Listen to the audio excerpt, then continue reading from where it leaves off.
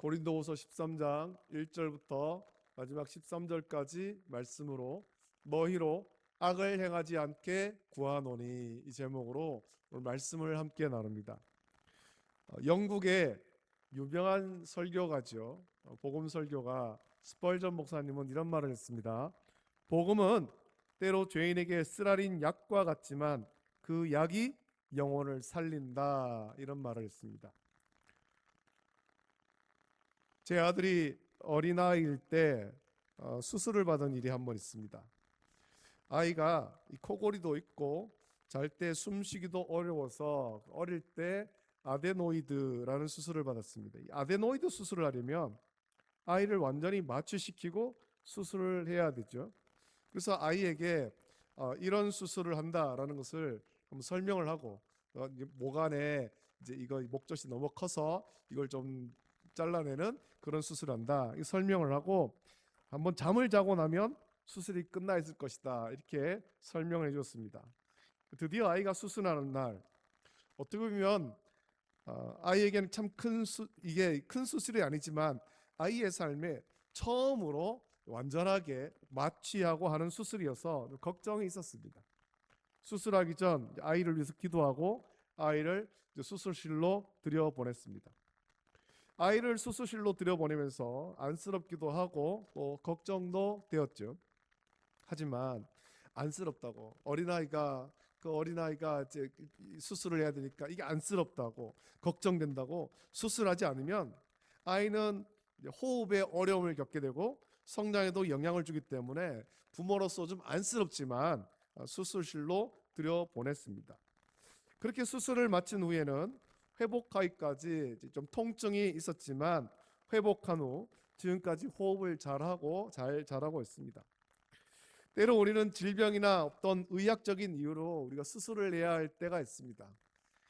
의사가 날카로운 메스로 수술하는 것은 우리 몸에 상처를 주어서 아프게 하려는 것이 아니라 생명을 살리고 건강하게 하려는 것이죠. 오늘 우리가 마주한 고린도후서 13장의 말씀은 바울이 고린도 교회를 향하던 영적 수술 칼과도 같은 겁니다. 바울은 이제 고린도 교회를 향한 마지막 권고를 쏟아내고 있습니다. 편지에 기록된 바울의 말은 그 어느 때보다 단호하고 엄격합니다. 오늘 말씀에 보면 내가 다시 가면 용서하지 아니하리라, 이 무서운 표현까지도 서슴없이 하고 있습니다. 그러나 이 날카로운 선포의 이면에는 고린도 교회가 죄의 질병에서 벗어나서 온전한 영적 건강을 회복하기를 바라는 하나님의 뜨거운 마음이 들어있는 것이죠. 바울은 자신의 그 사도권을 증명하는 것보다 성도들이 악을 행하지 않고 선을 행하는 하나님 앞에서 온전한 자가 되는 것에 온 마음을 쏟고 있는 것입니다. 온전한 성도, 온전한 그리스도인, 온전한 교회가 되기를 원했습니다. 오늘 이 말씀을 통해서 우리 공동체와 우리 각자의 심령 속에 계신 주님의 음성을 듣고 거룩한 제자의 삶으로 나아가는 저와 여러분들도 온전한 성도, 온전한 그리스도인의 삶을 살기를 결단하는 저와 여러분 되시기를 예수님의 이름으로 축복합니다. 우리가 그동안 고린도 전후서를 묵상하면서 고린도라는 도시가 어떤 도시인지에 대해서 여러 차례 말씀을 나눴습니다. 고린도는 참 부유한 도시지만 몹시 타락한 그런 도시였죠. 그런 고린도에 세워진 고린도 교회가 또 어떤 교회이고, 바울이 이 편지를 쓸 때 고린도 교회 상태가 어떠한지에 대해서도 우리는 고린도 전서와 후서를 묵상하면서 좀 살폈습니다. 고린도 후서를 기록할 당시 고린도 교회는 내부적으로 아주 혼란한 상태였습니다. 바울이 세운 교회였지만 바울이 또 다른 지역으로 복음을 전하기 위해서 떠난 뒤에 거짓 사도들이 침투해서 바울의 그 사도적 권위를 깎아내리고 성도들을 미혹했습니다. 그들은 바울의 외모가 비천하고 말이 어눌하다, 말이 능숙하지 않다, 말이 유창하지 않다 비난했으며 바울이 전한 복음도 변질시켰습니다. 더 심각한 문제는 우리 고린도 전서에도 나옵니다만 고린도 교회 내에 도덕적 타락이 있었다는 겁니다. 음란과 분쟁 그리고 회개하지 않은 완악함이 그 고린도 교회를 영적으로 병들게 하고 있었습니다. 바울은 이미 2번 고린도 교회를 방문했었고, 이 2번째 방문은 참 고통스러운 방문이라 불릴 만큼 갈등을 겪었습니다. 이제 바울은 3번째 방문을 앞두고 이 편지에 대미를 장식하면서 죄의 문제, 고린도 교회 안에 있는 고린도 성도 중에 있는 죄의 문제를 절대 묵인하지 않겠다, 이런 강력한 의지를 표명하는 겁니다. 오늘 본문 1절 2절에서 바울은 내가 이제 3번째 너희에게 가리니 두세 증인의 입으로 말마다 확정하리라 라고 선언합니다. 이 말은 신명기 19장 15절에 근거한 율법적 절차를 따르겠다, 율법적 절차를 지키겠다, 이런 선포입니다.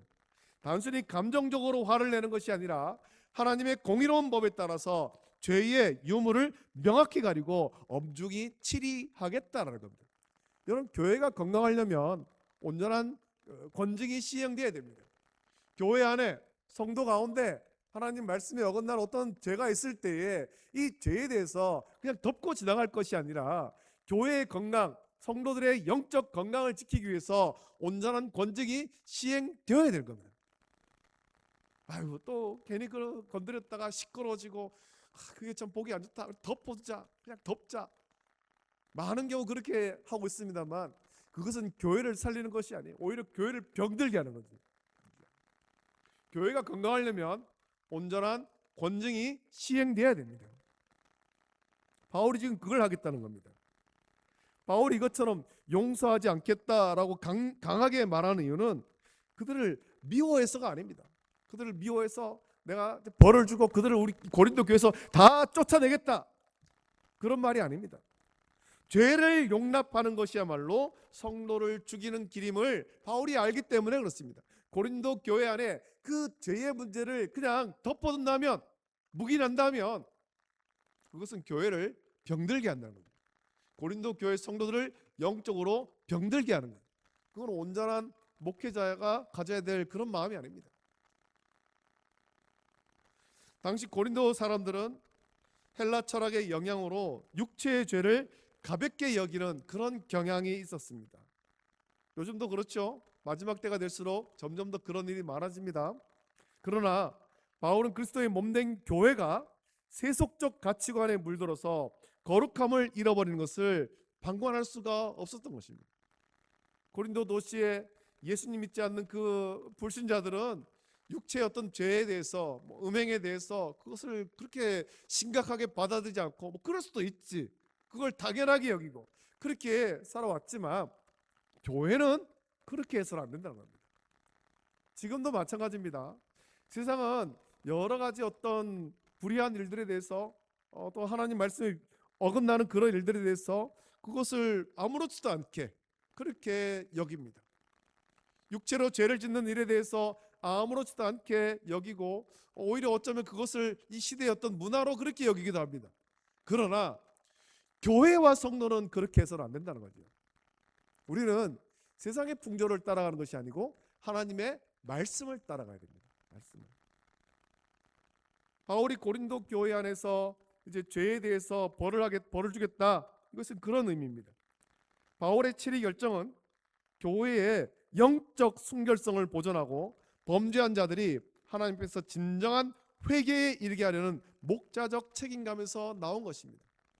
벌을 줘서 그 사람들을 교회에서 쫓아내겠다, 그것이 아니고 그 벌을 주는 것은 이 죄에 대해서 깨닫도록 주는 겁니다. 아, 내가 죄를 지었구나, 이 죄 때문에 내가 벌을 받는구나, 그것을 깨닫고 돌이켜 회개하는 거죠. 그것이 진정한 권징의 목적인 것입니다. 단순히 그냥 벌만 주기를 위한 것이 아니라 죄인이 죄를 깨닫고 회개하기를 원한 겁니다. 그래서 권징을 시행해서 어떤 벌을 줬더라도 죄인이 회개했다면, 또 그것을 온 공회 앞에서 다 인정이 된다면, 회개한 것이 인정된다면 즉시 그 어떤 치리했던 것들을 다시 이제 거둬들일 수도 있는 거예요.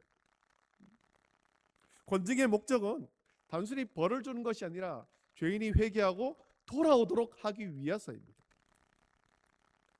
이런 바울의 태도는 오늘날 우리에게 아주 중요한 교훈을 주죠. 오늘날 교회는 사랑이라는 이름 아래에 죄에 대해서 침묵하거나 방관하는 경향이 점점 더 많아지고 있습니다. 요즘에 교회들이 점점 더 온전한 권징을 시행하지 못하고 있다는 거죠.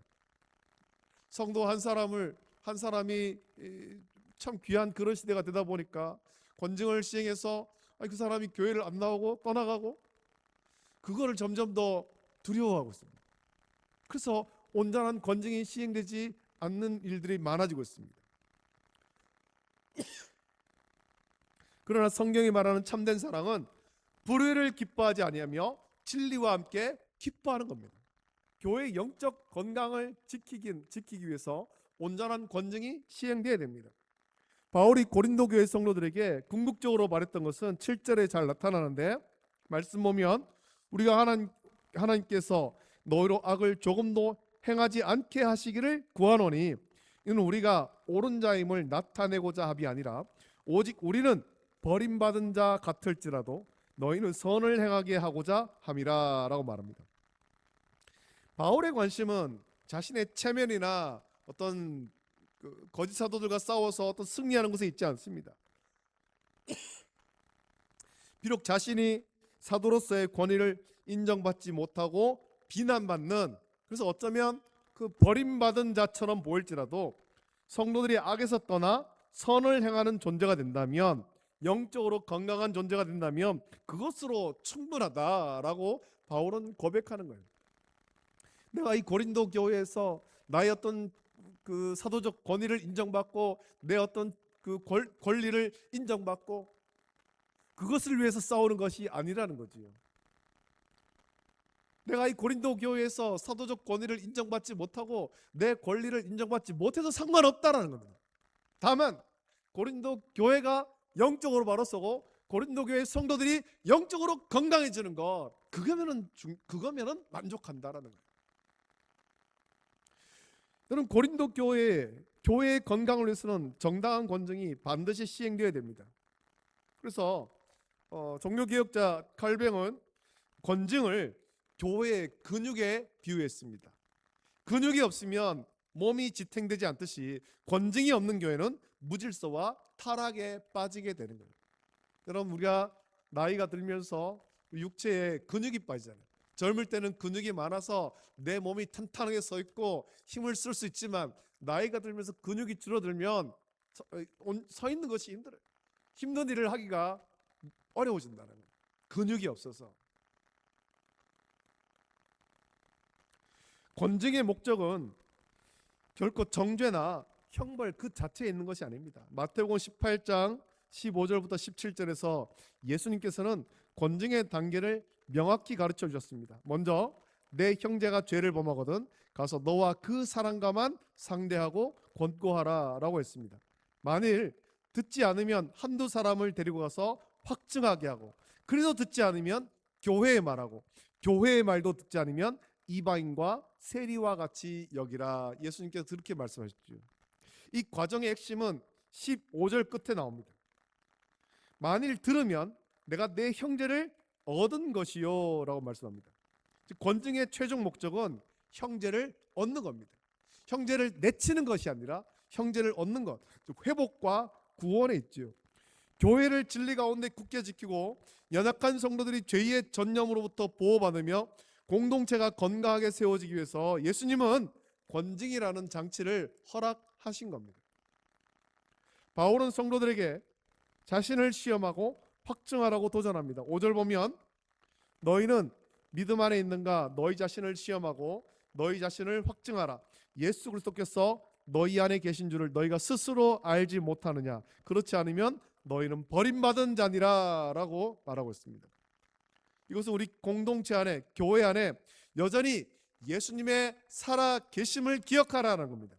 예수님은 멀리, 우리가 가까이 하기에는 너무 먼 그런 곳에 계신 분이 아니라 보혜사 성령을 통해서 우리 각 사람과 우리 모임 가운데 지금도 함께 계시는 거예요. 우리가 예배하는 이곳에 성령 하나님께서 임재하시는 겁니다. 성도들의 각 삶 가운데, 가정 가운데 보혜사 성령께서 함께 하시는 것입니다. 예수님이 우리 안에 계신다라는 사실을 우리가 진실로 믿는다면 우리는 함부로 죄를 지을 수 없습니다. 함부로 살아갈 수가 없다라는 겁니다. 함부로 말할 수 없고 함부로 행동할 수가 없습니다. 왜 그렇습니까? 예수님께서 모든 것을 지켜보고 계시기 때문에. 그래서 우리는 항상 코람데오, 하나님 앞에서의 그런 어떤 신앙으로 살아가야 되는 것입니다. 또 예수님은 지금도 우리와 함께 계심을 의식하는 제자라면 내 곁에 형제와 자매가 죄의 길로 걸어갈 때 사랑하는 마음으로 적극적으로 권변해야 되는 겁니다. 예수님이라면 그 죄에 빠져 넘어지고 있는 저 사람들을 그냥 내버려 두시겠습니까? 그렇게 하지 않잖아요. 71마리 양을 찾기 위해서 99마리의 양을 내버려 두고 찾으러 가시잖아요.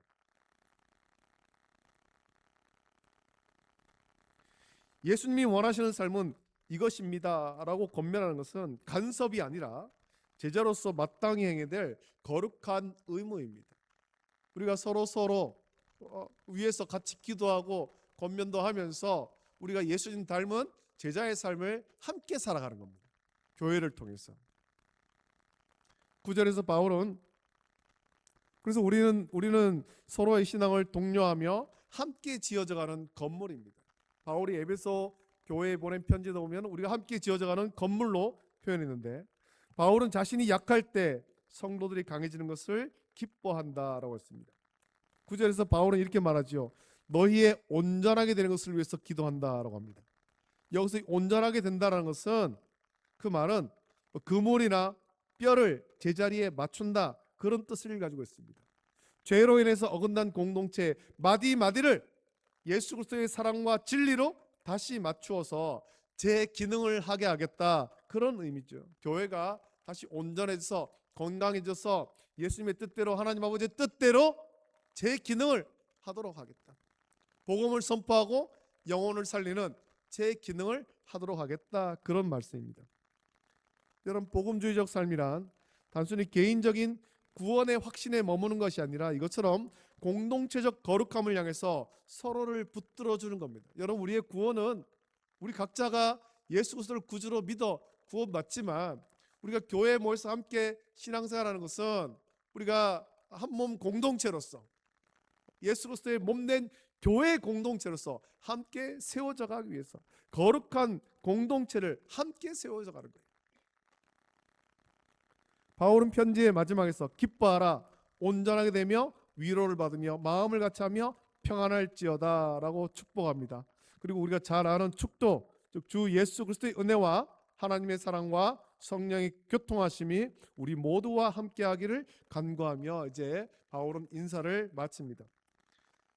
바울의 이 축복은 그냥 주어지는 것이 아닙니다. 자신의 믿음을 스스로 확증하고 악을 멀리하며 선을 행하기를 힘쓰는 자들에게 임하는 약속인 것입니다.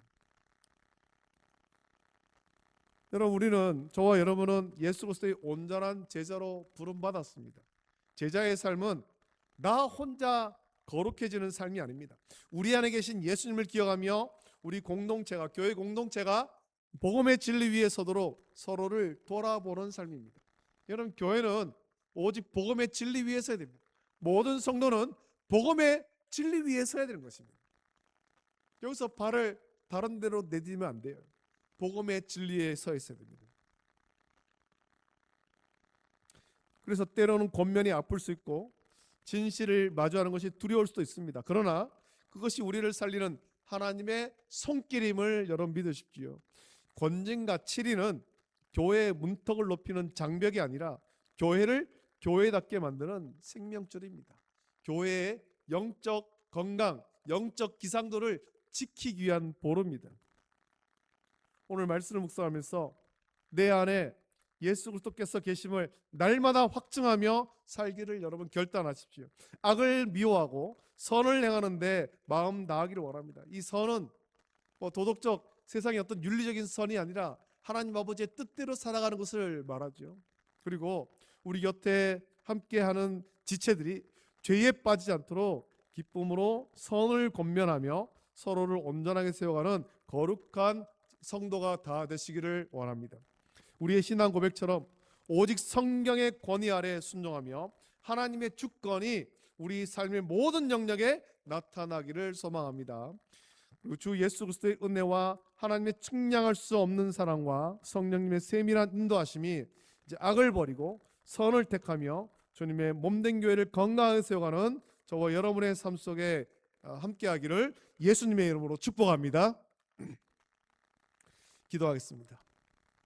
거룩하신 아버지 하나님, 사랑과 은혜를 감사드립니다. 우리가 오랜 시간 동안 고린도 전서와 고린도 후서의 말씀을 묵상하면서 참 교회가 어떠해야 되는가에 대한 말씀을 함께 나누었습니다. 고린도 교회는 여러 가지로 문제가 많이 있었습니다. 바울은 그런 고린도 교회를 참 안타까워하면서 하나님의 뜻대로 또 예수 그리스도의 몸된 교회로서 온전하게 세워지기를 원했고 성도들이 영적으로 건강하기를 원했습니다. 이 말씀을 묵상하며 우리도 우리 모든 성도들이 영적으로 건강하기를 원하고 또 우리 월배 중구교회가 영적으로 바로 설 수 있도록 은혜를 내려 주시옵소서. 감사합니다. 예수님의 이름으로 기도드립니다. 아멘.